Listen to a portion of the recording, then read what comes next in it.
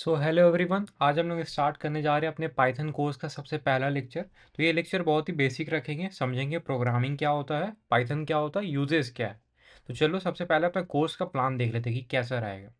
अभी मैं ये आधा लिखा हूँ और आधा मैं अपडेट कर दूंगा। तो सबसे पहले हमारा यूनिट 1 रहेगा, जिसमें रहेगा इंट्रो टू पाइथन। यहाँ पे तुम देख सकते हो कि हम लोग पाइथन अच्छे से ये सब चीज़ कवर करेंगे, जैसे कि कंडीशनल स्टेटमेंट, लूप्स एंड ये सब।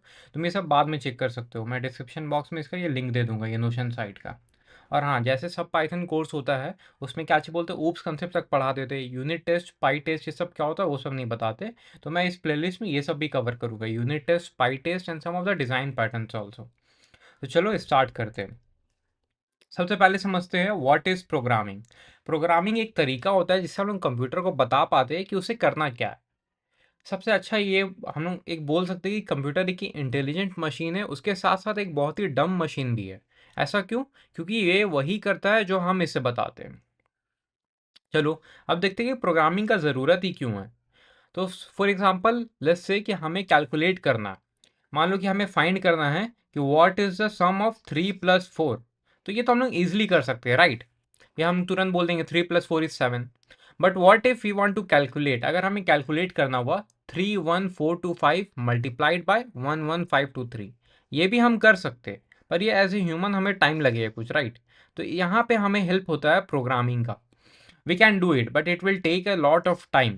That's why we use programming to do our task faster, which will take us some time to do. इसका मतलब ये कि प्रोग्रामिंग हम लोग इसलिए करते हैं, जो चीज़ हमें वक्त लग रहा है करने में वो चीज़ हम तुरंत कर ले, with in a fraction of second हम वो काम कर ले। और प्रोग्रामिंग हमें ऐसे एफिशिएंट बनाता है। अब प्रोग्रामिंग तुम्हें बहुत सारे लोगों को जैसे पता होगा, C++ है, जावा है, बहुत अलग अलग प्रोग्रामिंग प्रोग्रामिंग लैंग्वेजेस होता है। तो इस कोर्स में हम लोग पाइथन पढ़ने वाले हैं। तो चलो अब समझते हैं पाइथन किसको पढ़ना चाहिए। अगर तुम एक एस्पायरिंग डेटा एनालिस्ट हो, बिजनेस एनालिस्ट हो, डेटा साइंटिस्ट बनना चाहते हो, मशीन लर्निंग इंजीनियर बनना चाहते हो, या फिर AI इंजीनियर बनना चाहते हो, तो फिर पाइथन तो मस्ट है। सबसे पहला चीज़ तुम्हें पाइथन ही सीखना होता है। तो चलो अभी समझते हो व्हाट इज पाइथन। तो पाइथन का डेफिनेशन ये है कि Python is a high level interpreted programming language. इसका मतलब क्या होता है?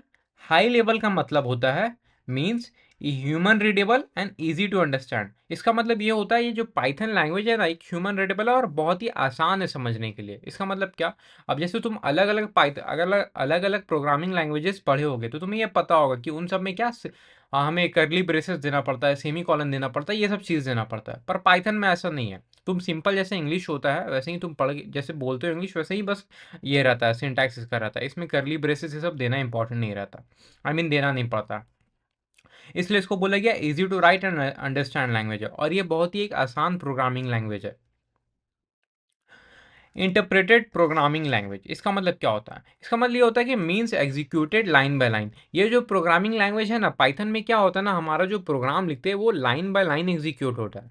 Code is executed directly by an interpreter without being compiled into machine code. और जैसे अगर कोई और प्रोग्रामिंग लैंग्वेज रहता है तो उसमें कंपाइलर का ज़रूरी होता है। वो प्रोग्राम पूरा एक क्या करता है, कंपाइलर एक मशीन कोड में उसको कन्वर्ट कर देता है, उसके बाद वो प्रोग्राम एग्जीक्यूट होता है। पर पाइथन में ऐसा नहीं है, पाइथन में ये line by line directly execute हो जाता है। चलो इसको एग्जांपल से समझते हैं।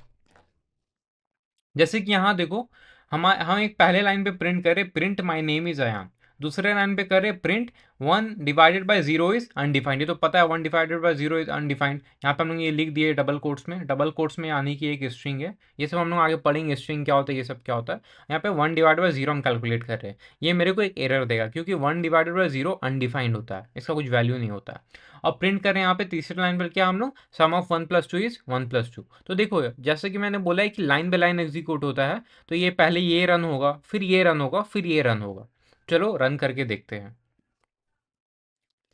जैसे ही मैंने रन किया तो देखो पहला लाइन सक्सेसफुली प्रिंट हो गया, माय नेम इज अयान। पर ये जो दूसरा लाइन है ये मेरे को एरर दे रहा है, ट्रेस बैक एरर। और यहाँ पे क्या एरर आ रहा है, मेरा जीरो डिवीजन एरर आ रहा है, that is division by zero is not possible. इसका मतलब ये होता है 1/0 क्योंकि अनडिफाइंड है। तो देखो इसके बाद ना मेरा ये वाला लाइन एग्जीक्यूट ही नहीं हुआ है। देखो यहाँ पे इसके बाद ये लाइन एग्जीक्यूट ही नहीं हुआ, क्यों नहीं हुआ है? क्योंकि ये वाला लाइन पे एरर आ गया था।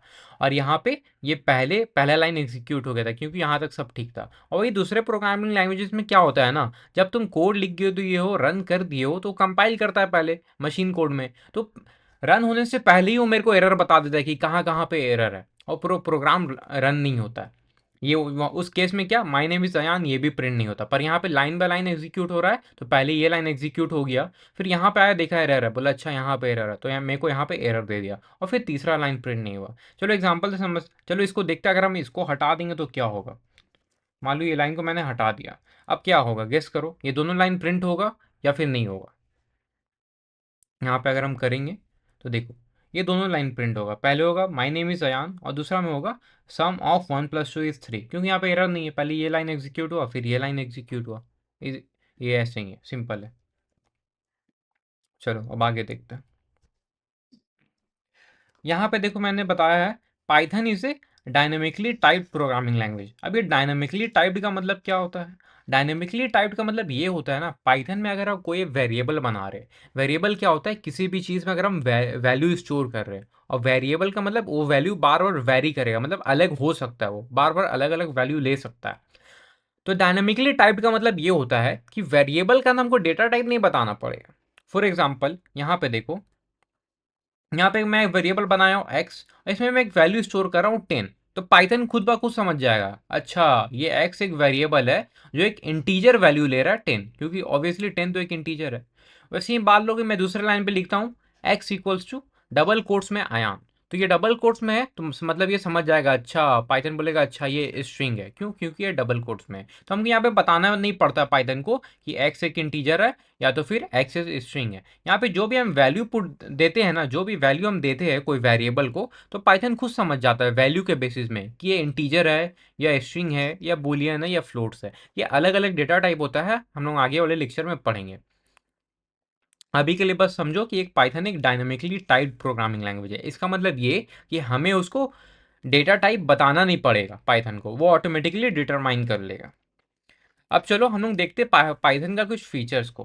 पहला तो है it is a platform independent. इसका मतलब ये होता है कि अगर हम कोई कोड मैक में लिख रहे हैं तो वो विंडोज़ मशीन में भी परफेक्टली रन करेगा और लिनक्स मशीन में भी परफेक्टली रन करेगा, कोई भी एरर नहीं देगा।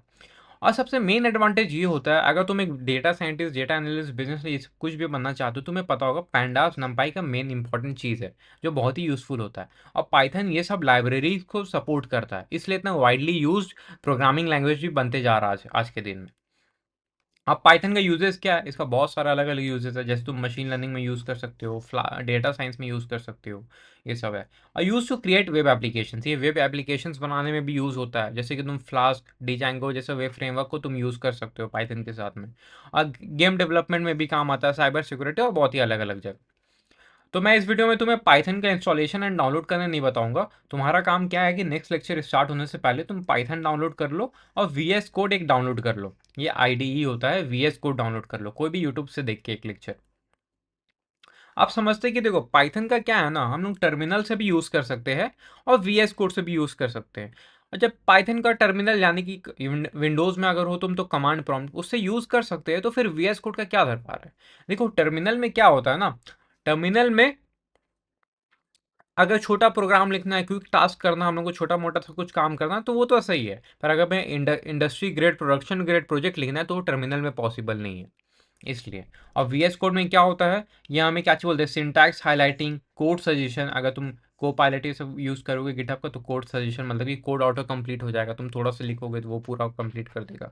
तो तुम एक बिगनर, तो मैं तुमको ये सजेस्ट नहीं करूंगा कि तुम ऑटो कंप्लीशन, कोड सजेशन ये सब यूज़ करो, वरना तुम इससे सही से सीख नहीं पाओगे। और टर्मिनल में क्या होता है, प्लेन टेक्स्ट रहता है बिना हाईलाइटिंग का, तो थोड़ा मुश्किल होता है, वो थोड़ा कंफ्यूजिंग हो जाता है, सब एक जैसा दिखता है, तो बस ये है। तो चलो आज के लिए इतना ही, मिलते हैं नेक्स्ट लेक्चर में, बाय बाय।